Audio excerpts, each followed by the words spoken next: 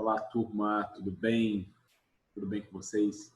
A nossa aula de hoje é sobre fisioterapia na sepse e no choque séptico. É uma ideia bem interessante que te vai já somar conhecimento já de avaliação de paciente crítico, já somamos conhecimento sobre analgesia e sedação, já discutimos também essa semana sobre admissão e alta na unidade de terapia intensiva, e agora um assunto bem peculiar, que é muito comum na unidade de terapia intensiva, que é a sepse e o choque séptico. Então, esse termo sepse é um termo bem antigo, ou seja, é um desafio ainda para a medicina durante essa pandemia que nós tivemos aqui, que está acontecendo da Covid-19. Apesar dos pulmões críticos estarem desenvolvendo aí uma grande hipoxemia, uma grande hipercapnia, não é esse o problema da mortalidade, geralmente no pulmão de SARA. Os estudos já estão aí longos aí durante a,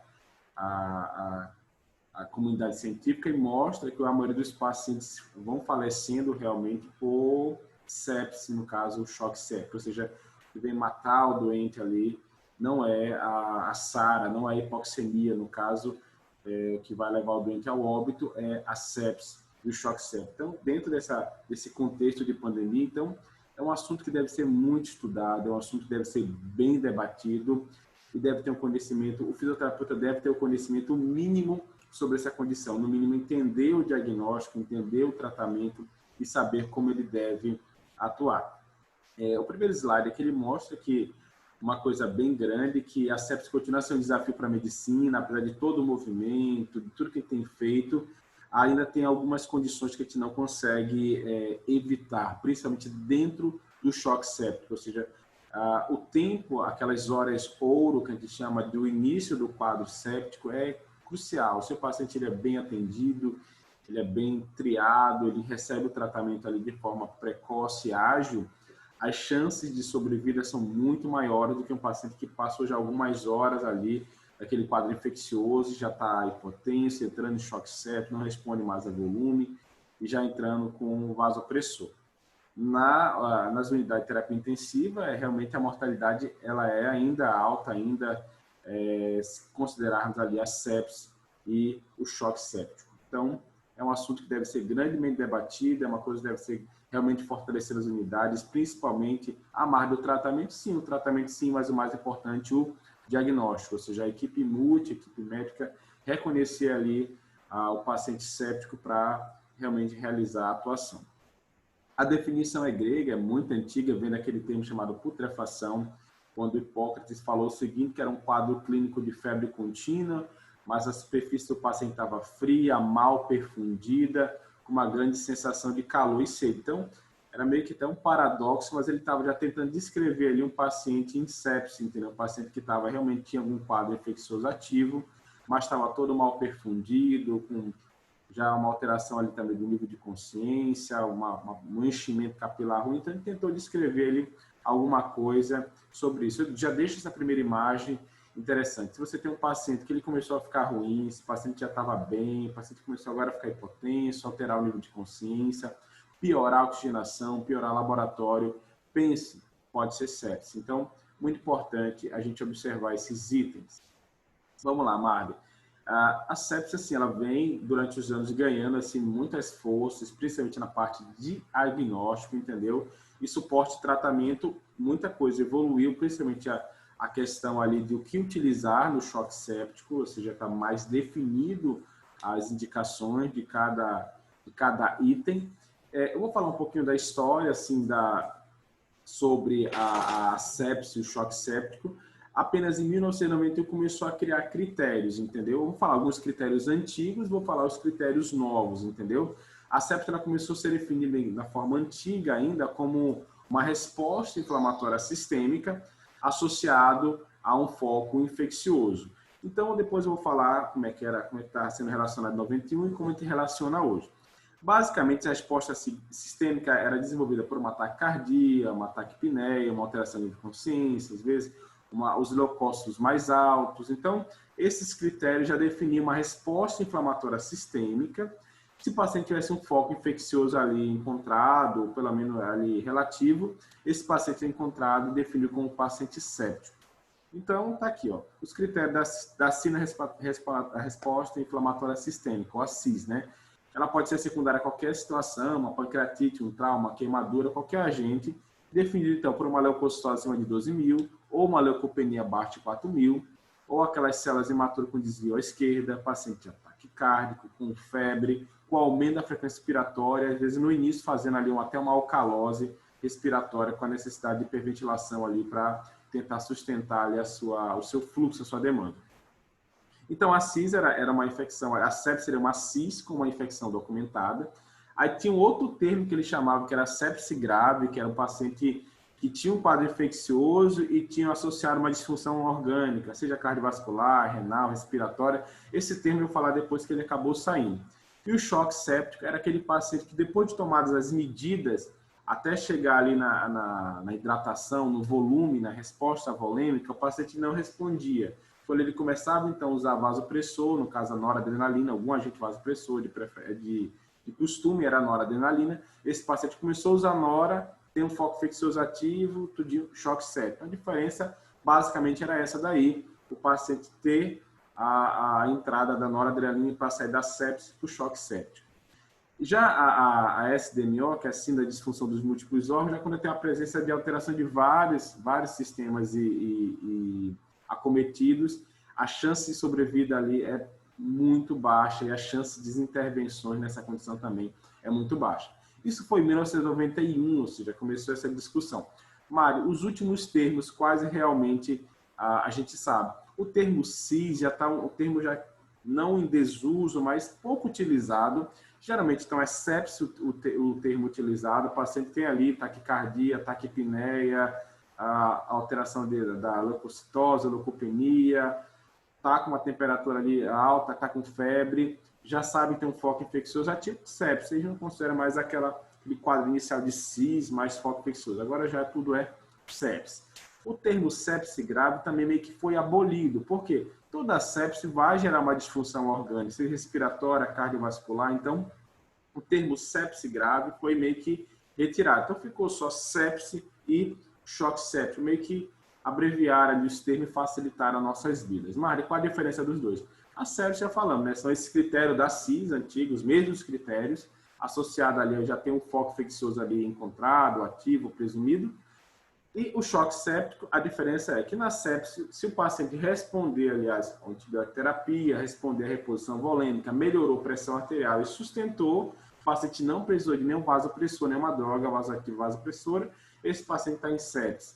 A partir do momento que aquele estado ali de hipoperfusão, vasodilatação, o paciente precisou de algum vasopressor, de alguma droga ali vasoativa, ali, algum vasopressor, o paciente já está em choque séptico. Então, a diferença bem clássica é essa. Mari, qual a principal coisa? É o reconhecimento, tá, gente? Então, com uma doença de alta mortalidade, nas UTIs varia de 40%, 50%, algumas UTIs até 60%, o que acontece? Principalmente UTIs públicas, a principal coisa é a avaliação, é reconhecer aquele paciente que está séptico, entendeu? Aquele paciente estava do jeito X e agora está no jeito Y, aquele paciente estava eupneico, normocárdico, sem febre, exames laboratoriais normais. Em 12 horas, aquele paciente agora está mais taquipneico, está taquicárdico, teve um pico febril, tem ali a porta de entrada ali para alguma infecção, está numa unidade de terapia intensiva. Então, será que esse paciente não está séptico? Então, o reconhecimento é muito importante. Tanto que, antigamente, esse conhecimento era bem fechado mesmo com a área médica, com a equipe até mesmo da unidade de terapia intensiva. Agora, reconhecer sepse é de todo mundo, é de toda a unidade hospitalar, de toda aquela equipe que está envolvida com o paciente, desde a unidade de terapia intensiva até a unidade de enfermaria, unidade de internação. Então, todo mundo deve saber os critérios e o reconhecimento de sepse e saber o pacote, o protocolo ali que o médico vai utilizar. Vamos lá, Marli, um pouco da fisiopatologia da sepse. Por que acontece a hipotensão? O que está acontecendo ali? O que aquele agente infeccioso está fazendo ali no organismo ali do paciente, do indivíduo? Primeiro é o seguinte, o agente infeccioso ali, quando dentro ali do organismo, invadindo o metabolismo do paciente, libera de moléculas de superfície, como lipoproteína, peptidoglicano, endotoxinas, o LPS. Essas moléculas vão ter um contato com receptores como NOD1, NOD2, e vai começar a liberar citocinas, ou mediadores inflamatórios, interleucina 1, 6, 8, TNF. Aí começa também a ativação do sistema de complemento e coagulação.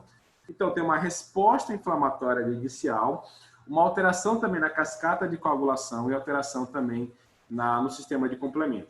Aí começa a migrar para aquela área, naquele sítio lá infeccioso inflamatório, para a área infectada, a produção de citocinas, como eu falei, e a liberação ali do NO. O NO já sabe que é um potente vasodilatador, então ele faz a vasodilatação e aumenta a permeabilidade vascular. Então o fluido começa a sair do vaso, invadir ali o terceiro espaço. Com isso, o indivíduo começa a perder fluido ali para a área vascular, começa a perder perfusão e começa a gerar também uma hipotensão arterial. Esse efeito, então, está associado, além desse efeito inflamatório e vasodilatador de permeabilidade vascular, já tem um efeito que a gente não pode esquecer, que é o efeito trombótico da microcirculação. O que acontece nisso aí, Marlon? Tem ali microtônios formando por alteração dessa cascata de coagulação, que vai diminuir, então, a oferta de oxigênio para os tecidos, ou seja, além da baixa perfusão tecidual, ainda tem um efeito trombótico de complemento, ou seja, são duas vias muito pesadas que vão alterar ali o organismo do indivíduo, vai piorar, vai alterar toda a patologia, a fisiopatologia, o metabolismo do paciente. Então, não esquecer isso daí. A primeira linha de pensamento, uma resposta então infecciosa, que gera uma resposta inflamatória, que aumenta a permeabilidade vascular, gerando então vasodilatação. A segunda linha também concomitante, não esquecer que é concomitante, o efeito trombótico também na microcirculação, diminui o aporte de oxigênio ali para os tecidos. Então, é muito importante. Gosto muito dessa imagem aqui da Afisa, que ela é um esquema ali tirado do Robbins, então é bem interessante. Perceba que são concomitantemente, tem aquele efeito das toxinas do produto microbiano ali, com ativação de interleucina, eleucina 1, interleucina 6, interleucina 8, essas espécies reativas de oxigênio. Concomitantemente também tem os agentes ali fazendo anti-inflamatório, tentando complementar ali, tentando fazer imunossupressão. E tem também a terceira via também que eu já falei, que é da trombose vascular, gerando isquemia tecidual, diminuição de oferta de oxigênio. Tudo isso vai gerar vários efeitos sistêmicos, como vasodilatação, aumento da permeabilidade vascular, perfusão diminuída, trombose microvascular, isquemia tecidual, diminuição da aporte de oxigênio. Aí o paciente com febre, aumentando a resposta contrátil miocárdica, também vai ter anormalidade com hipotensão, diminuição do débito. Então, pode, gente, alterar tudo isso. Se isso não for tratado, vai gerar o quê? Falência de múltiplos órgãos. Ou seja, a fisiopatologia do choque séptico é algo complexo, é algo que envolve muitas linhas de raciocínio. Então, não esqueça disso. Não esqueça a linha principal, a linha da resposta inflamatória, ligada ali também com a vasodilatação e a permeabilidade vascular. E também não esqueça do efeito trombótico na microcirculação, gerando ali também isquemia tecidual. Beleza? Sem falar dos efeitos sistêmicos gerados também pela resposta inflamatória, taquicardia, alteração na pressão arterial, etc. Mário, vamos lá. E o quadro clínico? Gente, o quadro clínico é diverso, entendeu? Por isso que é muito atento, tem que ficar atento ao reconhecimento.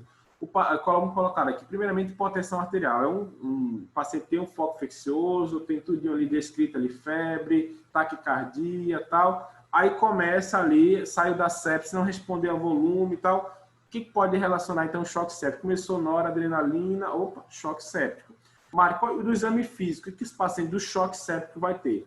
Hipotensão arterial, no caso, inicialmente, ali uma pressão sistólica menor que 90 milímetros de mercúrio, ou um paciente tem uma pressão X, essa pressão caiu 40% do basal dele, do habitual dele, é um paciente ali mais hipertenso, uma pressão ali de sistólica de 15, agora aquele paciente que lá está com 100 de pressão sistólica, ele está hipotenso, porque o basal dele é mais alto. Então, teve uma perda também dessa pressão sistólica, ou perdeu a pressão, parte da pressão arterial média, que é menor que 65, aquele paciente está mais taquicárdio, acima de 90 a 100 batimentos, o enchimento capilar desse paciente está alterado, já tem um aumento do tempo de enchimento, mas muito cuidado, se às vezes é um pouquinho mais tardio já, ou seja, o paciente às vezes pode estar séptico, está em choque séptico e ainda tem um enchimento capilar normal. Redução na pressão de pulso, você vai pegando os pulsos principais, centrais, você não consegue perceber, o pulso está muito fraco. Débito urinário alterado, aumento de escórias com ureia e creatinina, o paciente está urinando menos, está perfundindo mal aquele rim. O paciente já não está mais um Glasgow de 15, já está mais sonolento, um Glasgow de 13, começou a ficar confuso, muito importante, esses já são sinais de choque séptico. Então, muito cuidado também com agitação ou coma, o que acontece?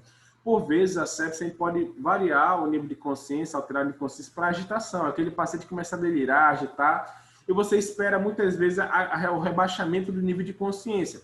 Muito cuidado, também o paciente pode estar séptico, febre, taquicardia, taquipneia, e começou a ficar agitado. A agitação, a taquipneia, pode ser o combo da sepse. E por vezes você fala, não, ele está taquipneia porque ele está agitado. Não, ele pode estar séptico, então muito cuidado com isso, que tanto a agitação como são sinais, sim, do choque séptico. A taquipneia, que já falou, uma frequência maior que 20, 22 incursões por minuto. A febre, ou também a hipotermia também. O paciente não necessariamente precisa também ter febre, ele pode ter hipotermia durante o choque séptico. Exame laboratorial, mas no lactato alterado, cuidado com esse valor de referência, tem 2 grandes grupos de valor de referência, aqui nesse texto está 36 mg por decilitro de sangue, mas tem outras classificações dependendo do laboratório, uma saturação venosa central menor que 70, ou uma mista menor que 65, esse gap, essa alteração do CO2 arterial e venoso ali também alterado, paciente com acidose metabólica, queda de bicarbonato, queda do BE, um BE negativo, então isso é muito importante. Lactato e essa acidose metabólica geralmente são fatores que a gente encontra rapidamente no choque séptico. Marde variável inflamatória. O paciente tem leucocitose ou leucopenia, tem um PCR alterado, então percebeu isso daí, então geralmente tem variável inflamatória infecciosa. MAG, variável de disfunção orgânica, o paciente está realmente alterando. Então, tem uma bilirrubina alterada, tem uma relação PaO2-FO2, lembrar que isso não é índice de oxigenação, tá? Isso aqui é relação PaO2-FO2, é muito confundido essa relação PaO2 e falam que é índice de oxigenação. Não é, gente. O índice de oxigenação, ele é uma relação que se também baseia na pressão média de vias aéreas, e isso é relação PaO2. A relação normal maior que 300. Se você tem uma relação menor que ali, entre 200 a 300, já tem uma disfunção, uma alteração de oxigenação leve. Então, já é classificada como uma disfunção orgânica do sistema respiratório, que vamos falar um pouquinho mais adiante. Aquele paciente que tem uma creatina basal, aumentou ali 1,5 acima do valor basal, está ultrapassando já o limite. O paciente teve diminuição do débito urinário. Então, muito cuidado, esse paciente aí já está tendo disfunção orgânica.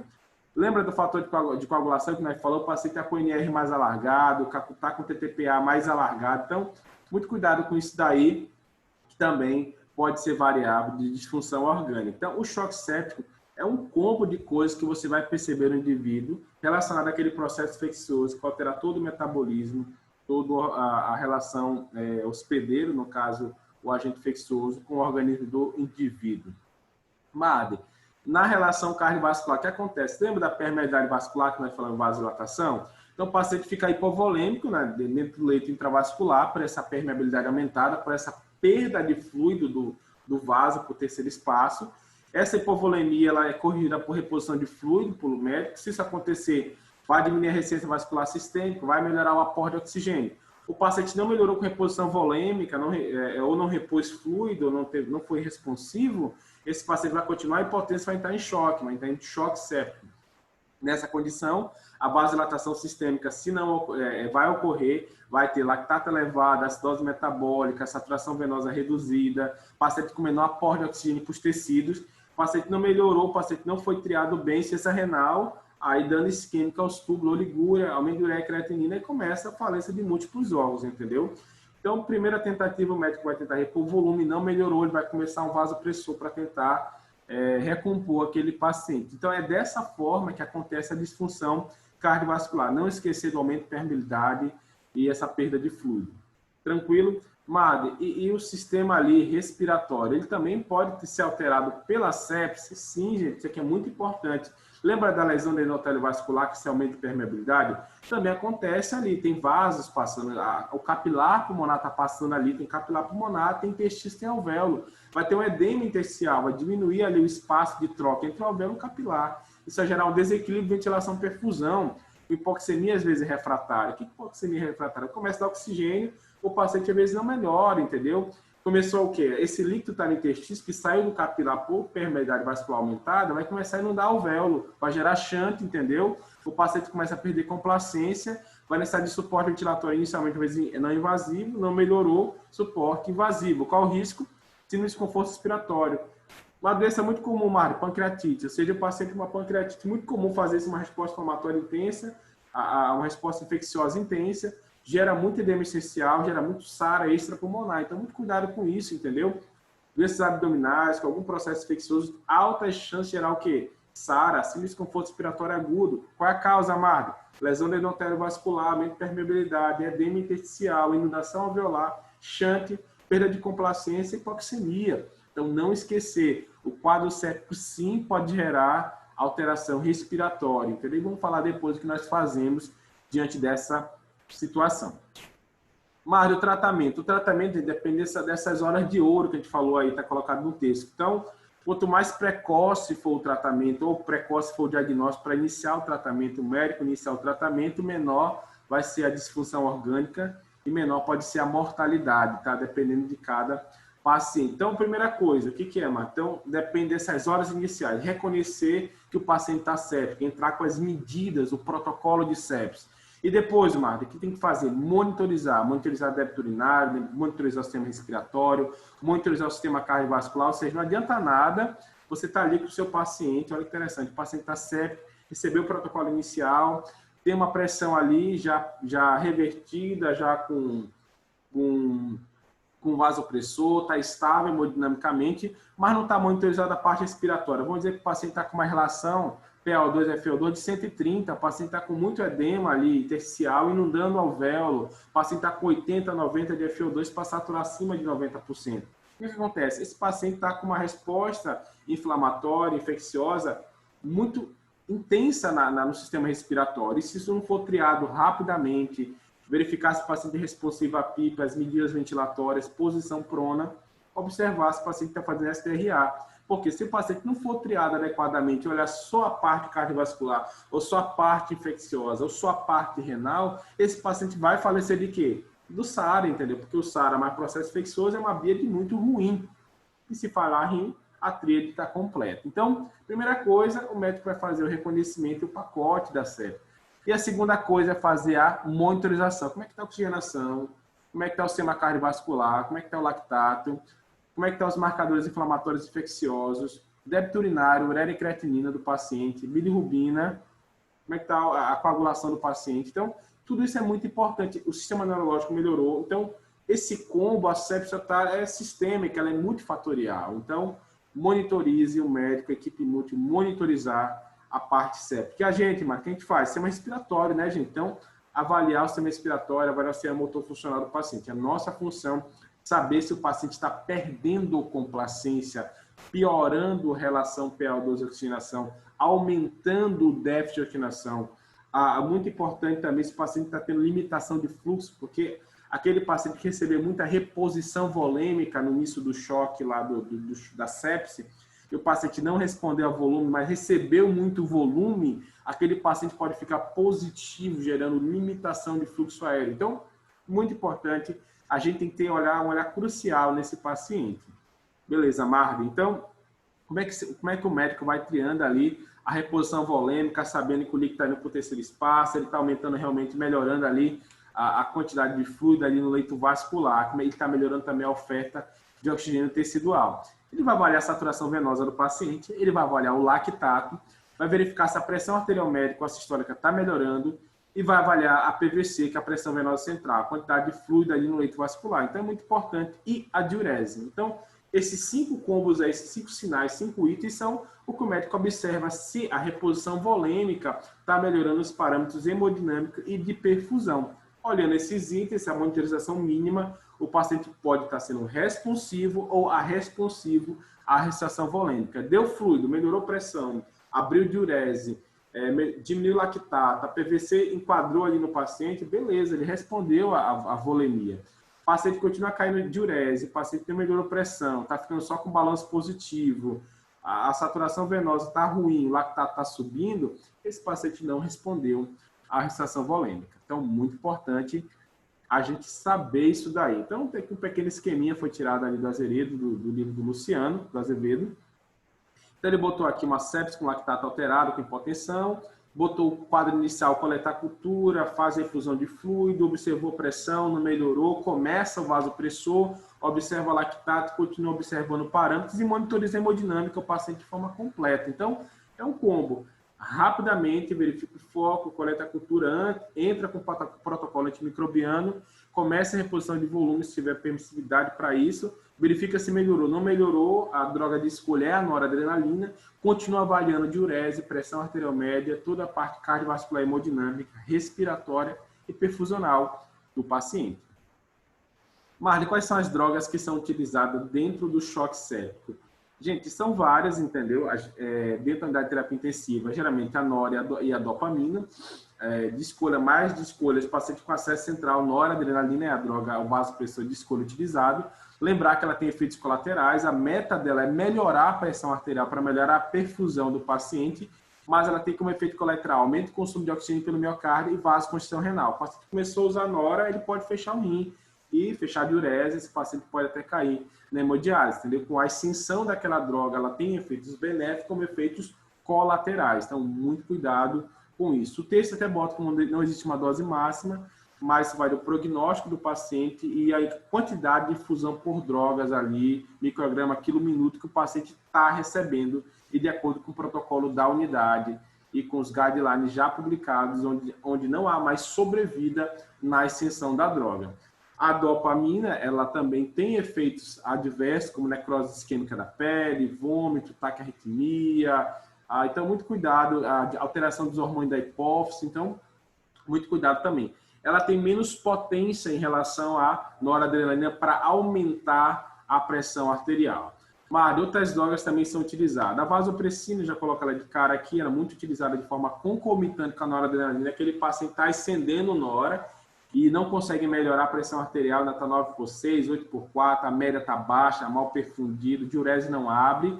Então, para melhorar essa perfusão, melhorar essa hemodinâmica do paciente, a vasopressina pode ser utilizada de forma associada com a noradrenalina. Qual a função dela? Colateral também que acontece, o efeito colateral, melhor dizendo, redução da perfusão do baço, ali, aumento de necrose de pele também, redução do débito cardíaco também, gerar ali a redução da perfusão renal. Então, muito cuidado com isso. A adrenalina também, suporte inotrópico vasopressor muito potente na sepse, entendeu?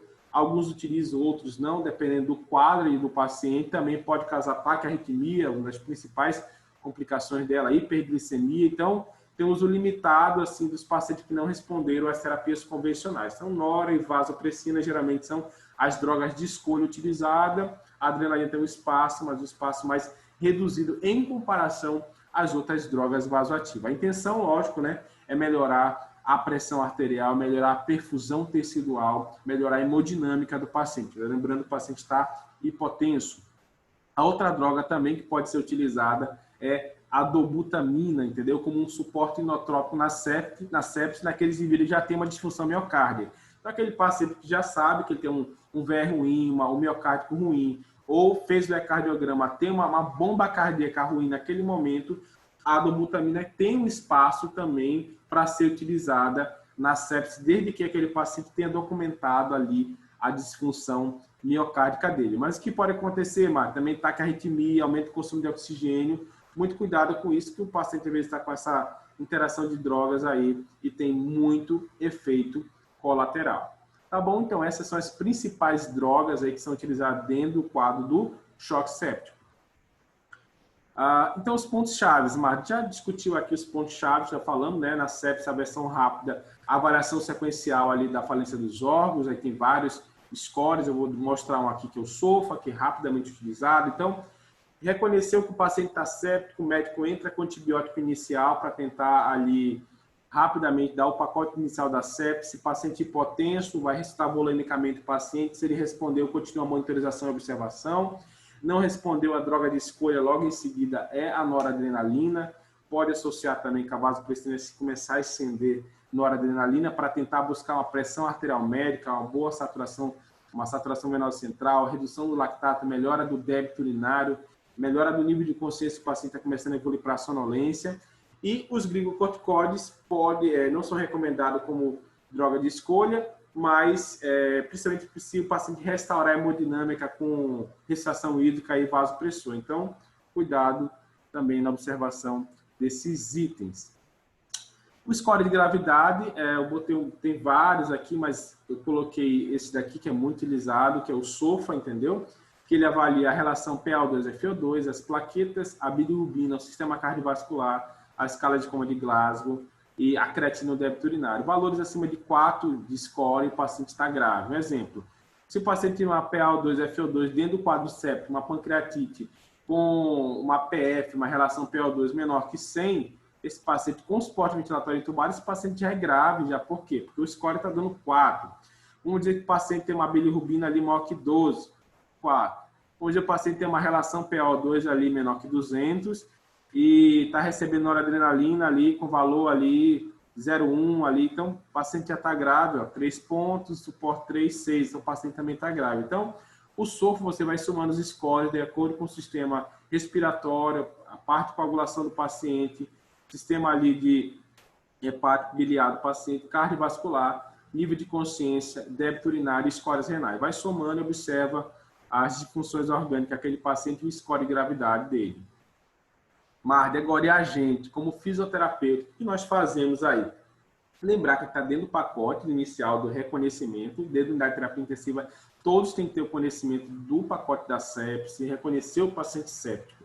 Lembra daquela parte inicial lá que eu falei de endotélio vascular alterado, aumento de permeabilidade vascular, inundação lá no pulmão ali, da parte do fluido, do capilar para o intestino, dando alvéolo? Esse paciente, então, se ele tem uma PaO2, melhor dizendo, uma saturação menor que 90%, o paciente tem critérios ali, então, de relação, ventilação perfusão alterada, oxigenoterapia.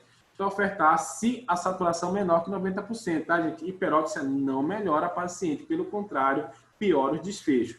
Escolher o dispositivo, o que ele precisa? Um catéter nasal, ele precisa de uma máscara facial tipo tenda, uma máscara reinalante, uma Venturi. Então, você escolhe o dispositivo de acordo com quanto você quer oferecer, de acordo com a saturação periférica que está aquele paciente. Está caindo muito, caindo um pouquinho. O catéter resolve, uma máscara facial tipo tenda vai resolver, uma Venturi. Não, o paciente está muito ali, tem um déficit de oxigenação muito alterado, só uma não reinalante para ajudar ele. Então, muito importante com isso, lembrar que a saturação alva é de 92 a 96 e evite hiperóxia, tá bom? Então, a primeira coisa que a gente faz é instalação da oxigenoterapia e triar a saturação periférica do paciente. O paciente melhorou com as medidas médicas, antibioterapia, medida hemodinâmica, reposição volêmica ou droga. O paciente começou a saturar 99, 98, opa, retirar a oxigenoterapia. O paciente melhorou a perfusão tecidual, a entrega de oxigênio aos tecidos, a hiperóxia não é benéfica para esse paciente, tá bom? Então, usou, melhorou, retirou.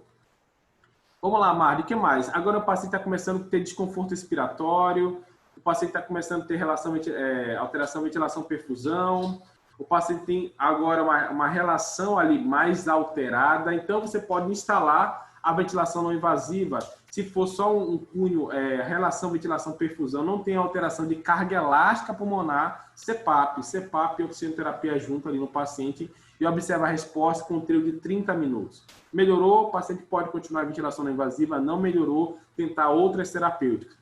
Não, mas meu paciente está séptico, lactato alterado, déficit de oxigenação, acidose metabólica, edema pulmonar, diminuição de complacência. Então, esse paciente vai se beneficiar do bilével, 2 níveis de pressão INS e ACE, aumentar o volume corrente, melhorar a CRF, distribuir ali o melhor volume pulmonar e observa ele por um trio de 30 minutos. O paciente responder, ele pode continuar em ventilação não invasiva, desde que as medidas hemodinâmicas também estejam melhorando, tá bom? Muito cuidado, não manter aquele paciente de ventilação não invasiva, está saturando bem, mas está extremamente desconfortável a ventilação não invasiva, continua subindo ali a noradrenalina, lactato está subindo, frequência respiratória cardíaca elevada, o consumo de oxigênio está elevado, mal perfundido, mas o paciente começou a estar saturando bem. Deve manter BNI? Aparentemente não. O paciente tem que fazer PCID, lembrando daquela lesão autoinfligida que já falamos ali na aula de analgesia e sedação. E esse paciente pode ter critério já de intubação. O paciente pode estar acendendo droga, não melhora a hemodinâmica, a ventilação não invasiva só está mascarando ali o processo. Então, muito cuidado com a utilização da ventilação não invasiva nessas condições. Então, de suporte ventilatório é isso. Oxigenoterapia inicial, melhorou, observou. O paciente melhorou saturação, desmamar a oxigenoterapia. O paciente está com déficit de oxigenação importante, sem alteração do componente elástico pulmonar, o edema pulmonar ainda é leve. O paciente pode tentar o CPAP com oxigenoterapia, trio de 30 minutos. O paciente tem acidose metabólica, já aumento de demanda, aumento de fluxo, edema pulmonar, diminuição de complacência, bilével. O paciente melhorou, permanece terapêutico, observa, continua monitorizando o paciente. Lembra dos dois critérios, reconhecimento e monitorização. Não melhorou, conversar com a equipe mude, será que esse paciente já não tem critério de intubação? Vamos lá, Mari, quando iniciar a mobilização precoce? Isso aqui é um dinossauro da fisioterapia quanto ao início da mobilização, principalmente quando se dita ali a quantidade de exercício, a duração, o efeito, a dose, a frequência. Então, a gente não tem essa resposta ainda sobre dose e frequência. Então, isso é um karma, um buraco ainda muito grande, um gap muito grande da fisioterapia. Mas, Marder, existe algum consenso utilizado quando utilizar a mobilização precoce? Aquele paciente, vamos lá, o paciente está séptico, entrou com as medidas, fez estação volêmica, o paciente não melhorou, foi entubado, foi para a nora. Quando eu devo começar a mobilização precoce com ele?